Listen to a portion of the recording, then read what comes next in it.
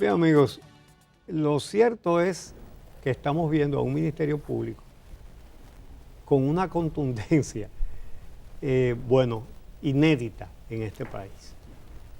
Por fin, ese reclamo que tanto hicimos en las calles y en las plazas, ahí hay un ministerio público independiente, que no se detiene ante militancias, oficialidades ni nada, que no anda preguntando de qué partido es un delincuente. Lo que le interesa es si es delincuente y si está delinquiendo. Y eso debemos preservarlo para siempre. Hay todos los casos que ha presentado el Ministerio Público son casos bien investigados, porque tenemos un Ministerio Público que tiene las tres cualidades fundamentales que debe tener no solamente un Ministerio Público, sino cualquier funcionario público. Por ejemplo, honestidad, capacidad y responsabilidad. Es un Ministerio Público con carácter. Entonces, eso da los resultados que estamos viendo. Hay llamadas que fueron grabadas, había interceptaciones telefónicas, que fueron grabadas durante el gobierno anterior y no hicieron nada con ellas. Y con esas llamadas que se grabaron en el gobierno anterior, con esas se están haciendo estas acciones. Por ejemplo, la llamada en la que mosquea, que hasta ahora parece el capo de Tutti Capi en la República Dominicana, en esa operación Falcón, hablando con el diputado del PRM en Santiago, el día de las elecciones estaba gobernando el PLD. Eso fue grabado ahí. ¿Y qué pasó? Y eso implicaba a un diputado del PRM. ¿Y por qué no se actuaba? No estarían protegiendo al diputado del PRM. Entonces, ¿a quién protegían? A Mosquea. Es lo que hay que preguntarse. Pero vamos a compartir con ustedes la posibilidad de escuchar algunos de esos audios. Son legales, ¿eh? Son legales. En este programa ustedes nunca van a oír una grabación, una conversación que no sea legal. Esto es parte de las pruebas que tiene el Ministerio Público. Edith.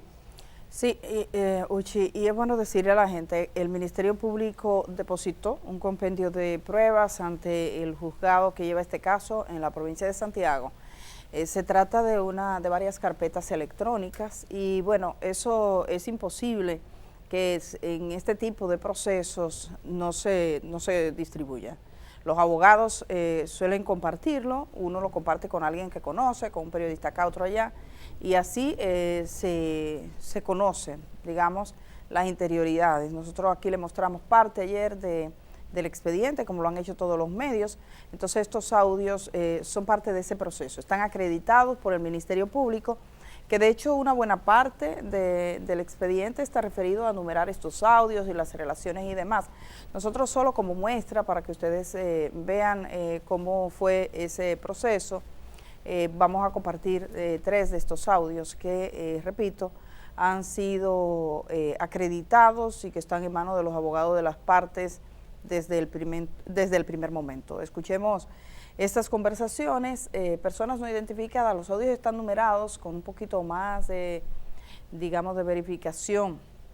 El Ministerio Público pues determina quién es cada quien, pero en este caso solo para dar una idea y una muestra de cómo era que se articulaban, pero además unas intervenciones telefónicas que, como bien dice Uchilora, venían ya desde el año 2017 aproximadamente. Vamos a escuchar estos 3.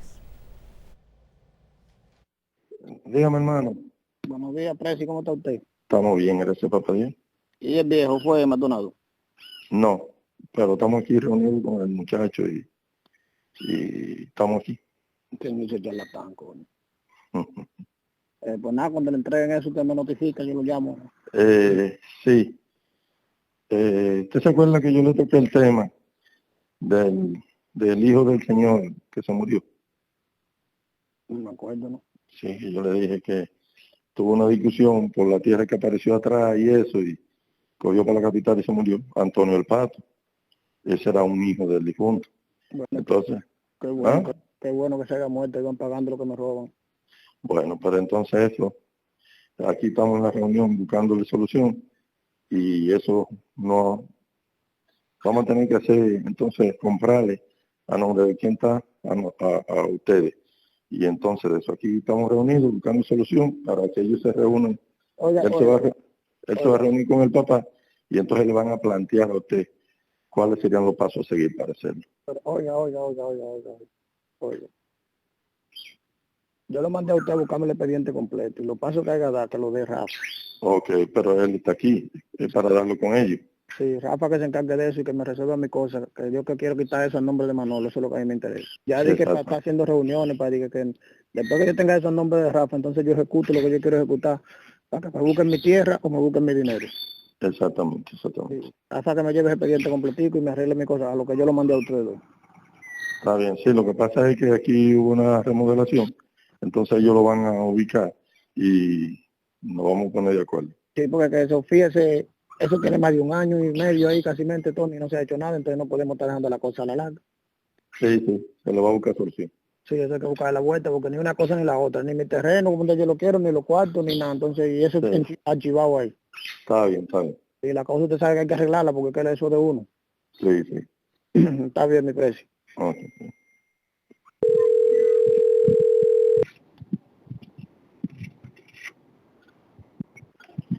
Dígamelo, caballero. Te estaba llamando yo el número de Francesca. Ah, yo pensaba que era otra gente, dije, no lo voy a coger. Tú debes, tú no debes, a ti te deben. No, que me están jodiendo de los bancos para que coja tarjeta de crédito, no quiero tarjeta. Mira, necesito que vaya a la banca ahora. Ahora, Sí, y de allá arriba le va a dar 24 a Rosaura. 24. Sí, Ah, pues déjame cambiarme. ok, tú le vas a dar 24 ahí. Bien. Yo te pongo un mensaje cuando llegue, está bien. No me ponga nada, solamente tú llegas y le das 24. ¿Lo vas a sacar de la caja grande o la pequeña? Máxima de lo que es de por la pequeña, Ok, está bien, de la pequeña, 24, dale a ella de... está bien. Ok. Bien, bien.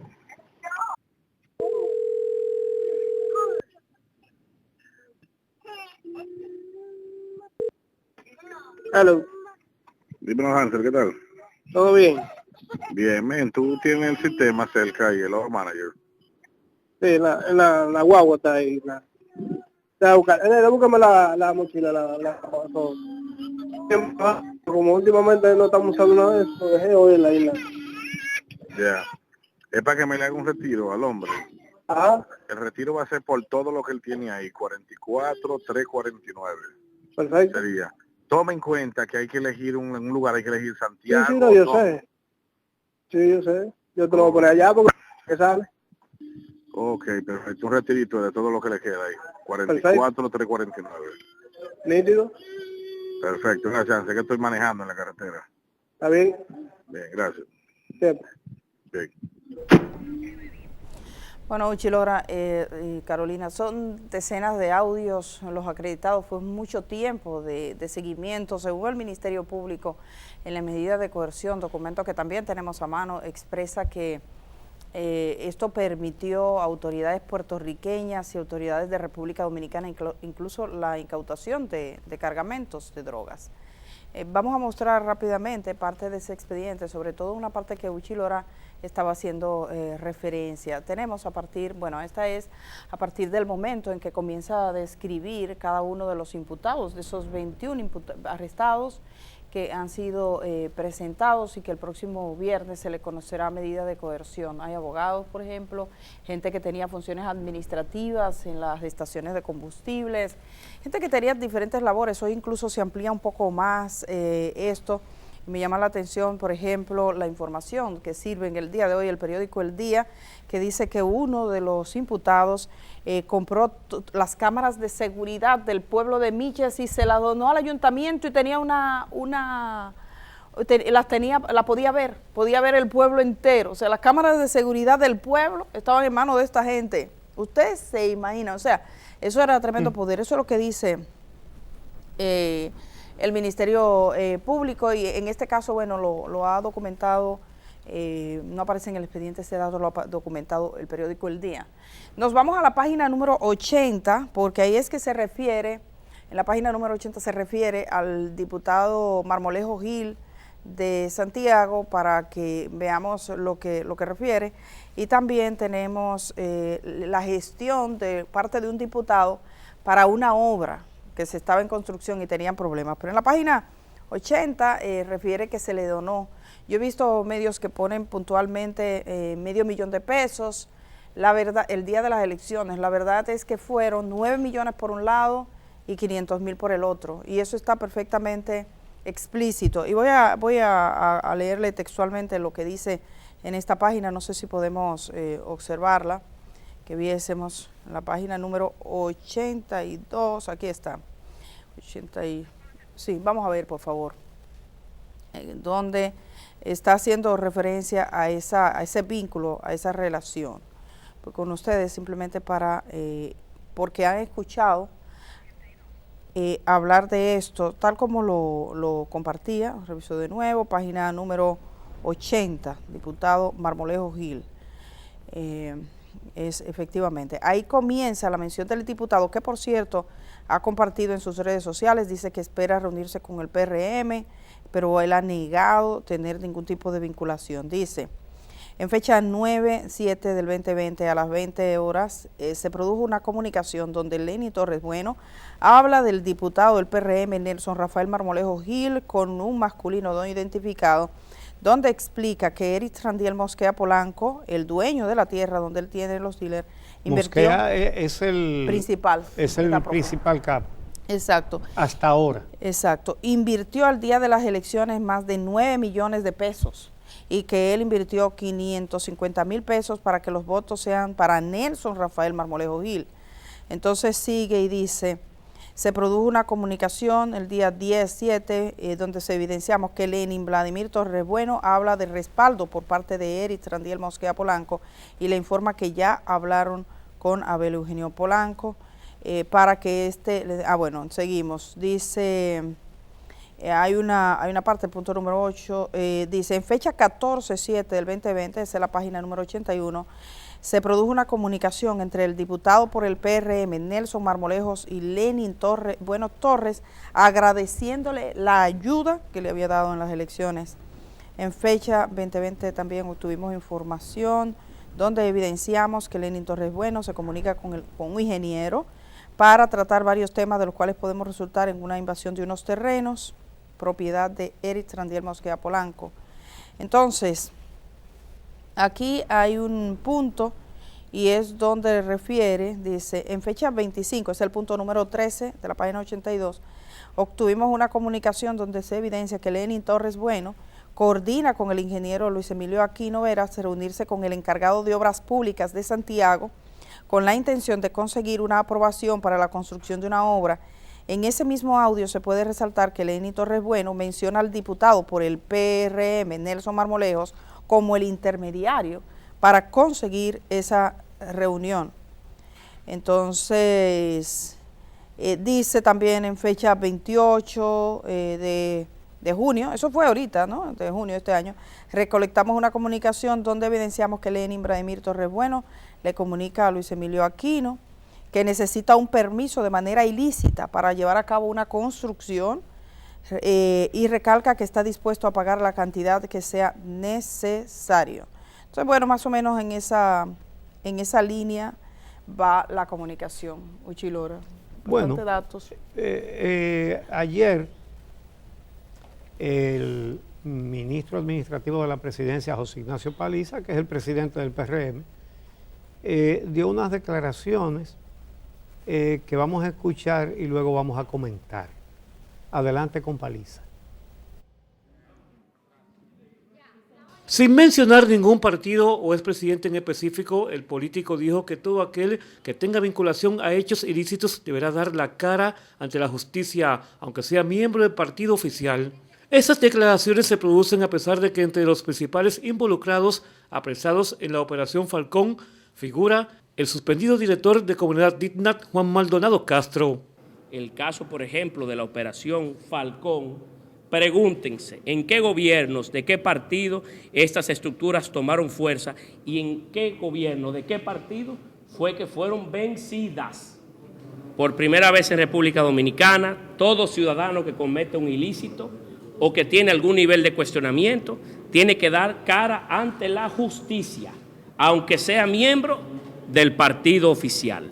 Sin embargo, rehusó responder a cuestionamientos sobre si serán expulsados del partido los legisladores señalados en el expediente de la red. Cualquier persona, cualquier ciudadano, aun cuando sea miembro de nuestra organización, que tenga un nivel de cuestionamiento, tiene que presentarse ante la justicia y responder por ella, así como también cualquier ciudadano del pasado o del futuro que tenga cualquier nivel de compromiso. Señores, este país cambió. Por el caso se le conocerá medida de coerción a María Olimpia Tavares Rodríguez, Juan Maldonado Castro, Víctor Elpidio Altagracia Paulino Herrera, Luis Daniel Nieves Batista, Adolfo Antonio Torres Zenavia, Julio César Jiménez Tavera, Juan Bautista Carpio Reynoso, José Alejandro de la Cruz Morales, así como también a Raúl Antonio Castro Mota, Ana Iris Maldonado Castro, Angélica María Maldonado Castro, Lenín Vladimir Torres Bueno, Marisol López Ceballos, Delfina Asunción Polanco, Ana Margarita Collado Marte, Eric Fernando Méndez Gómez, además a José Miguel Castillo Taveras, Elba Teresa Polanco, Juan Carlos Durán Rodríguez, Javier Antonio Taveras Rodríguez y Felipe Espino Germán. Para Telenoticias, Roberto Brito. Bueno, vamos a ver. Paliza tiene razón en decir, bueno, cuándo se desarrollaron, en qué gobierno, de qué partido, porque todo esto viene de lejos. Fíjense que uno de los datos es que están desde el 2012 esa mafia, enviando un promedio de 2.500 kilos de cocaína a la semana. Del 2012 al 2021, estamos hablando de 9 años, con absoluta impunidad. Ahora bien, lo que no es a nuestro juicio correcto es que él diga simplemente los que han delinquido tienen que responder ante la justicia. Bueno, obviamente que tiene que responder ante la justicia. Ahora, nadie va a responder ante el partido, porque eso es una responsabilidad del partido. El partido los postuló. A estos cuyas conversaciones hemos oído, porque son parte de las pruebas presentadas por el Ministerio Público, lo escuchamos hablando. Gracias por el financiamiento. Señores, en el día de las elecciones, 9 millones de pesos. El día de las elecciones para un diputado.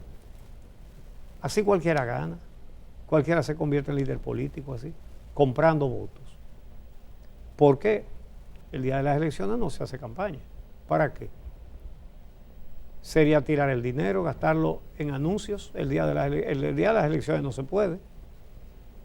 48 horas antes no se puede. Entonces, 9 millones para el día de las elecciones para comprar votos, evidentemente.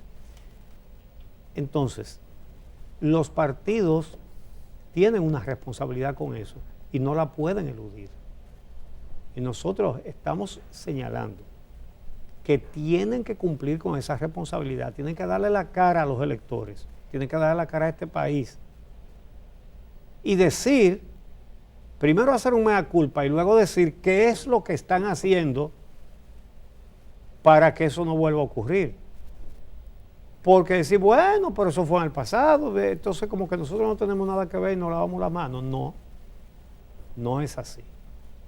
Tienen que asumir su responsabilidad. Sigan postulando al que tenga su propio dinero para su propia campaña, que por ahí se llega a esta debacle, a esta barbaridad. Por otro lado, pasó algo muy particular para la audiencia de Santiago en el caso Falcón, y es que hubo un apagón solo en el Palacio de Justicia. Solo en el Palacio de Justicia. Pero antes del apagón hubo una... Esa es la imagen de sí, ese momento. Hubo un aumento del voltaje que hizo daños en el sistema de electricidad del edificio del Palacio de Justicia, que tiene planta, pero la planta tampoco podía encender el edificio porque el sobrecalentamiento había causado daños. ¿A qué se debió el calentamiento? A un voltaje anormal que llegó al Palacio de Justicia. Entonces, sería bueno averiguar en la distribuidora de electricidad del norte qué fue lo que pasó. Porque justamente era cuando debía empezar la audiencia del caso Falcón, que se retrasó durante muchas horas porque el único punto de Santiago que no tenía luz era el Palacio de Justicia. ¿Cree usted, amigo o amiga, que eso fue una casualidad? ¿Que el Palacio de Justicia de Santiago tiene mala suerte?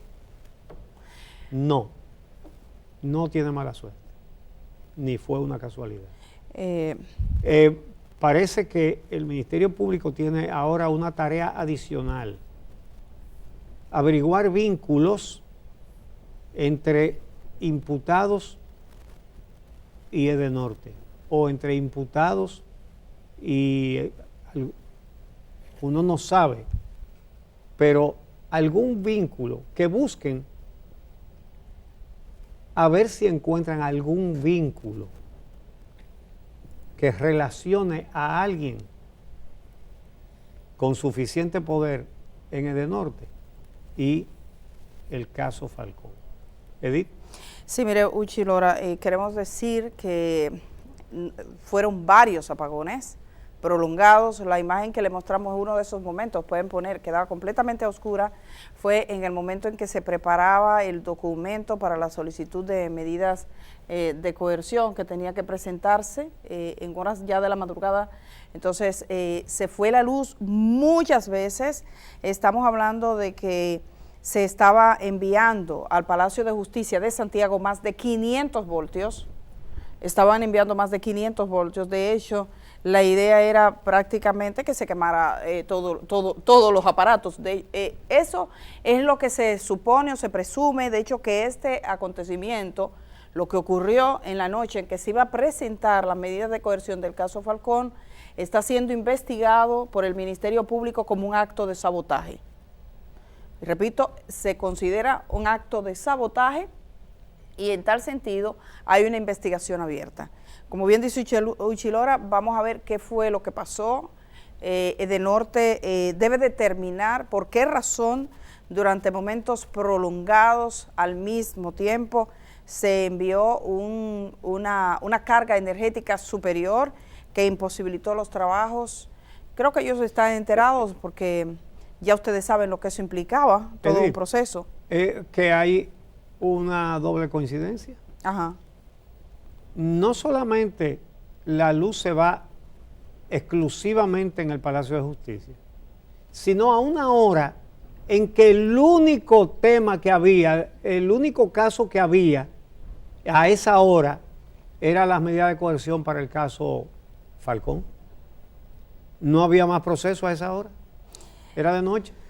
Hubo problemas serios. Hay como un sistema que impide que entre energía sobre la que se necesita. Se estaban enviando aproximadamente, dice, más de 500 voltios. Entonces el sistema lo que hacía era que colapsaba, apagón. Después, cuando la situación fue comunicada, se intentó solucionar. Y de todas maneras, a pesar de que entraron circuitos distintos, la energía eléctrica no era posible para el Palacio de Justicia de Santiago. No tenemos más información porque es un proceso que está en marcha, pero sí decir que se cree o se considera o se sospecha que probablemente se trate de un acto deliberado. Eso le tocará determinarlo al Ministerio Público y, por supuesto, a las autoridades de Edenorte, determinar con claridad qué fue lo que pasó en el Palacio de Justicia de Santiago. Estos son temas delicados, son temas muy, digamos, de mucha incidencia pública, y yo creo que ellos son conscientes de que una situación de esta naturaleza debe quedar expresamente clara.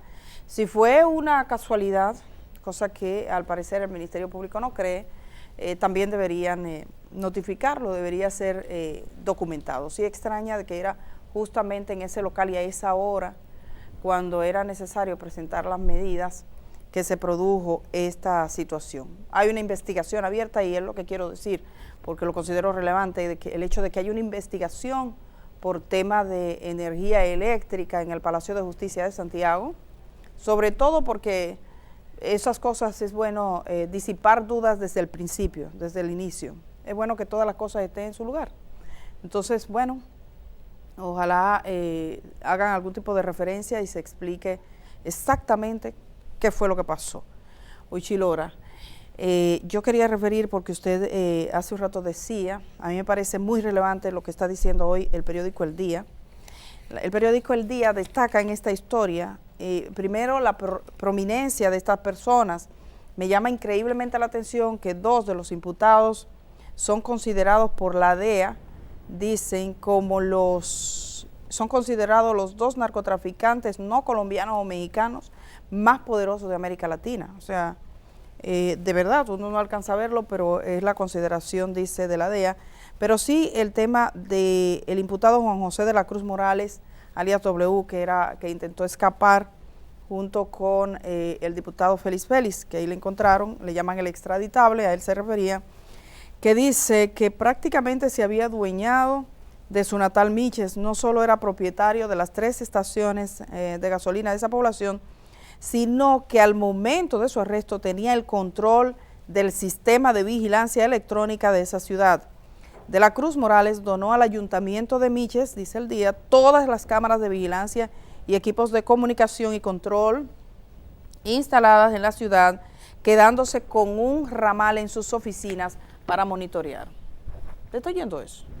Sí, sí. Todo el sistema, eso está asegurando el periódico El Día, sí, de esta mañana. El Día, el tocayo El Día hace unas revelaciones importantes, porque dice que Eric Randiel Mosquea Polanco y Juan José de la Cruz Morales, alias W, hicieron un binomio de tráfico de drogas que los llevó a que la DEA los considere como los 2 capos internacionales que no son ni colombianos ni mexicanos, que están, digamos, en la élite del narcotráfico en este continente, en la élite del narcotráfico, sin ser colombianos ni mexicanos. Lean ese trabajo interesantísimo en el tocayo periódico El Día, que dice que es la idea, que es la DEA la que los valora de esa manera a Mosquea Polanco y a De la Cruz Morales. Y recuerden que un De la Cruz Morales era uno de los que estaba cogiendo la bola de la 1:30 de la mañana.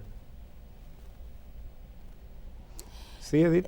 Bueno, Uchi, quería por favor, porque hay un dato que a mí me parece relevante, he compartido el Twitter del presidente de Colombia, Iván Duque, eso fue en mayo de este año, cuando arrestaron a una persona prominente y se llama en Colombia el caso Falcón.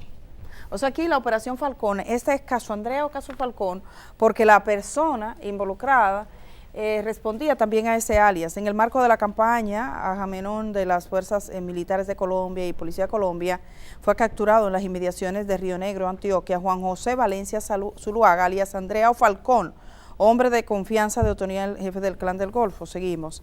Alias Andrea o Falcón llevaba 11 años de trayectoria criminal, coinciden los años con acá, 11 años de trayectoria criminal al servicio del narcotráfico desde Cartagena y el Caribe a Europa. Contaba con 225 delincuentes bajo su mando y aportaba más de 60.000 millones a la organización. A Valencia Zuluaga, requerido por concierto para delinquir agravado, se le ocupó armamento e información clave. Entonces, bueno, el narcotráfico y todo lo demás. Hay un siguiente enlace que he compartido y es la razón por la que le estoy poniendo, porque cuando a este señor lo arrestan, que era un hombre, al parecer, le decían Falcón, oiga, un Andrea, cuando lo arrestan le encuentran un nivel de vida, vehículos de lujo y todo lo demás, y entonces se declara, y si ustedes lo pueden buscar, dice que estas personas, bueno, aquí están los vehículos de alta gama, 30 vehículos de alta gama, diferentes marcas, condominio, lo que suele ser, ¿no? Vehículos de lujo, relojes y demás. Dice que estas personas, su mayor transferencia de narcóticos era, entre otros países, a República Dominicana. ¿Entiendes? O sea, eso fue en mayo y ya mencionaban, y toda la prensa colombiana cita a República Dominicana en un operativo que también, curiosamente, se llamó Falcón. Aunque el caso de República Dominicana, por los datos que van colocando en esas medidas, ustedes van a encontrar que son muy antiguas, pero solo para que lo De la Cruz Morales era un simple pescador en Miches, un humilde pescador. Y comenzó a llevar gente a Puerto Rico. Entonces su primer negocio ilegal fue los viajes ilegales. Y con la destreza que adquirió en ese oficio delictivo, entonces evidentemente que discurrió que era mucho más productivo que en vez de en lugar de llevar personas, llevar drogas, y entonces cambió de especialidad. Era lo mismo, era cruzar el peligroso canal de la Mona en una embarcación. Y entonces el negocio, al ser más productivo, le permitía comprar cada vez mejores embarcaciones. Y esa sociedad con Mosquea, pues, pero fíjate, tú señalaste que de la Cruz Morales tenía el sistema de vigilancia de Miches. ¿Qué dice el periódico El Día Hoy? Sí. Él compró un sistema completo para vigilar Miches entero y se lo regaló al ayuntamiento. Increíble. Claro, porque no lo puede instalar él. Exactamente.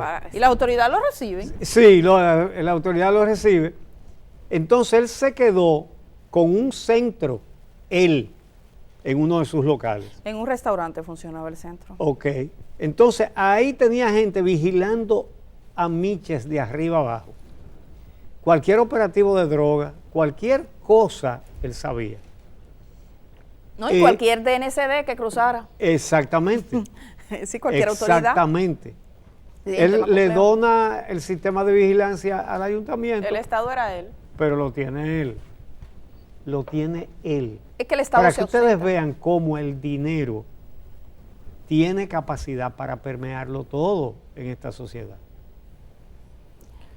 Entonces, una parte de la investigación debería ir a ese hecho específico. Usted sabe lo que es que el narcotráfico tenga la vigilancia completa de un municipio a través del ayuntamiento. Obviamente, ¿quién podía ganar en el ayuntamiento si no tenía respaldo de W? Por eso es importante regular las donaciones que hacen particulares y empresas a entidades del Estado. Por eso incluso lo que pasa es que a veces cuando se trata de ciertos temas parecería como si cuesta más hacer entender la preocupación. Por ejemplo, algo bueno, digamos, una donación que hace un grupo de empresarios para el tema de la vacunación. Positivo, muy positivo, obviamente es positivo. Pero toda donación debe de tener alguna especie de regulación, de registro, porque, por ejemplo, incluso esa que es tan buena y que evidentemente redunda a favor de la población, podría también ser, o podría también dársele una lectura de que un grupo de empresarios han aportado para que el gobierno quede bien con el tema de la vacunación. ¿A qué costo? ¿Cómo cobraría un gobierno eso? En favores. Ha sido una donación pura y simple. ¿Quiénes exactamente donaron? Eso por poner un caso como muy, muy positivo. En cualquier caso, muy positivo o muy negativo como este, de donar y mantener el control de los sistemas de vigilancia de todo un pueblo, Lo que se necesita es una normativa que regule el ingreso de donaciones en materia, en especie, por parte de entidades estatales, ya sean de regulación local o de regulación nacional, porque definitivamente lo que no puede ser es que no haya una normativa que a lo menos obligue a un registro de ese tipo de donaciones. A veces si no se hace una nota de prensa y se hace una imagen dándose la mano, uno no se entera de las donaciones y de lo que ocurre entre altos funcionarios y ciertos intereses. Y a veces son empresarios y a veces son narcotraficantes. Entonces ese tipo de cosas hay que regularlas, pero para eso hay que tener un legislador que no tenga vínculos con el narcotráfico, que no tenga vínculos con las bancas de apuestas, para que ese tipo de regalos, que son los que más preocupan, puedan ser en definitiva o prohibidos o regulados. Pero tú sabes... Entonces, fíjense, una de las cosas que son urgentes aquí, y lo tiene que hacer ese Congreso que está ahí, se lo tiene que exigir la sociedad, es modificar la ley de partidos que el presidente de la Junta Central Electoral tiene, o la Junta Central Electoral tiene, unas propuestas muy interesantes y muy positivas. Yo quiero hablar de eso, lo tenemos en el próximo bloque. Pues entonces vamos a tratarlo en el próximo bloque. Sí. Porque esto que está pasando ahora tiene mucho que ver con el financiamiento de los partidos. Así que lo trataremos entonces cuando regresemos.